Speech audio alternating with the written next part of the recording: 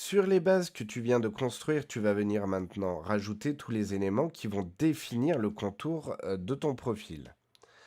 Alors, tu vas rajouter ici donc 2 lignes pour la partie gauche. Ici, tu auras 2 cercles aussi à définir, ainsi que l'embout qui va du cercle que tu vas créer jusqu'au cercle extérieur.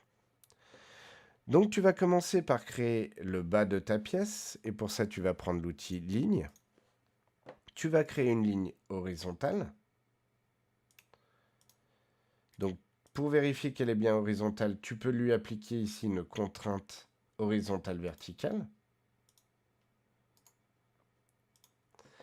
Cette ligne, tu vas la placer à 5,5 mm de ton axe du nouveau système. Donc, toujours avec l'outil dimension, touche raccourci clavier D. Tu vas maintenant aussi définir le centre de tes deux cercles. Donc, pour ça, tu vas reprendre l'outil Line.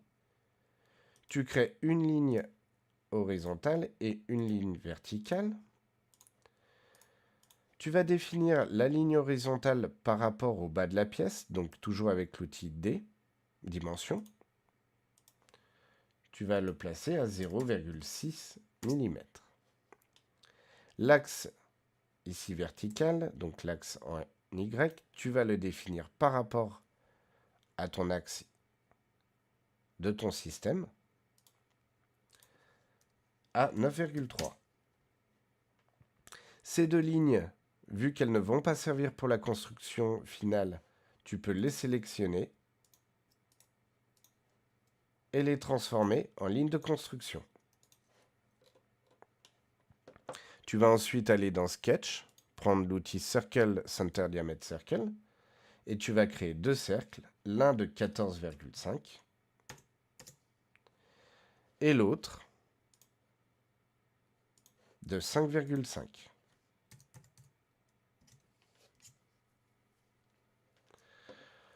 Tu viens maintenant prendre ton outil Line et tu vas créer deux lignes qui partent du cercle extérieur vers l'axe principal ou encore du cercle extérieur vers la ligne qui constitue le bas de ta pièce.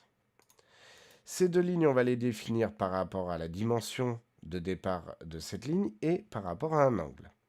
Donc avec l'outil dimension, entre ce point et ton axe principal ici présent, tu vas le placer à 5,9 avec un angle entre cette ligne et celle-ci de 32,1. Tu définis la ligne du haut de la même façon, donc en plaçant d'abord son départ entre ce point et ton point d'origine à 1,7 et un angle entre cette ligne et ton axe ici, ton axe en X, de 63 degrés. Tu vas ensuite continuer cette ligne afin de la raccorder à ton cercle. Donc tu prends l'outil ligne, de ce point au cercle, et afin que la continuité entre cette ligne et celle-ci se fasse de façon belle, on va mettre une contrainte de tangente à cette ligne par rapport à ce cercle. Donc dans tes contraintes, tu prends tangent, tu sélectionnes ta ligne, puis ton cercle. Tu vas ensuite définir l'embout de droite. Donc tu reprends l'outil ligne, tu crées une ligne qui part du cercle ici présent au cercle extérieur. Et tu vas définir cette forme par rapport au bas de ta pièce. Donc avec l'outil dimension, de ce point à cette ligne, tu vas avoir 3,4. Et entre ce point et cette ligne, tu vas avoir 4,4.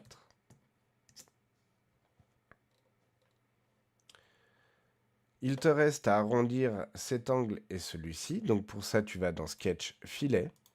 Tu sélectionnes les deux lignes qui constituent ton angle.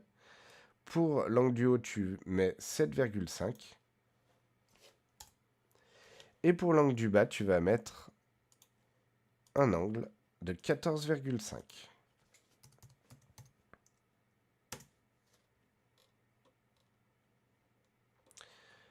Tu as maintenant le profil complet de ton objet, mais tu as des parties en trop. Tu vas nettoyer en fait ton sketch afin d'améliorer ta visibilité pour la suite. Et pour ça, tu vas utiliser l'outil Trim, donc raccourci clavier T, et éliminer par exemple tous les cercles extérieurs à ta pièce,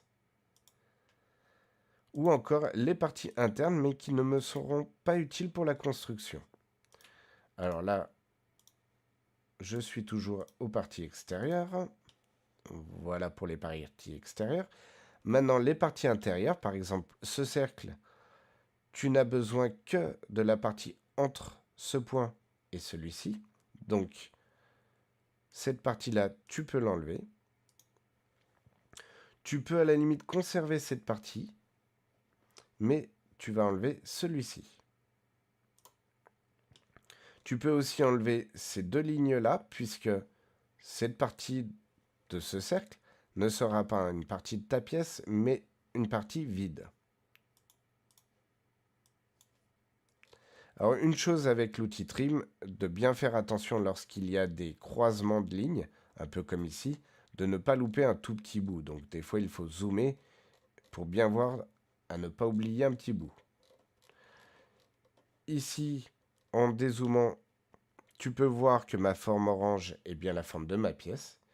Tu peux alors faire Stop Sketch, sauvegarder ta scène à ce moment-là et passer aux autres sketchs qui se trouvent sur d'autres plans.